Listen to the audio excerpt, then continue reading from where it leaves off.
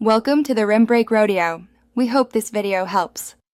You begin by confirming what you're subscribed to because you only cancel what you can identify. Open the My Safaricom app, sign in with your number, and go straight to the Services or Subscriptions section. Once done, write down the exact service name, short code, and last charge date. If you prefer UST, dial the provider menu, navigate to Subscriptions, and note details. Make sure to have your phone and ID ready. The provider may ask for confirmation before you proceed. Now cancel the service itself. In the My Safaricom app, tap the listed subscription, choose Cancel or Stop, and confirm. This removes authorization for future charges. Once you've done that, double-check the app shows it as inactive.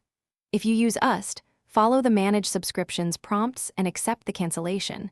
The system will usually reply with a confirmation message. For content services that bill via SMS, reply Stop to the service number.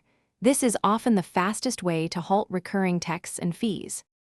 Finish by confirming cancellation.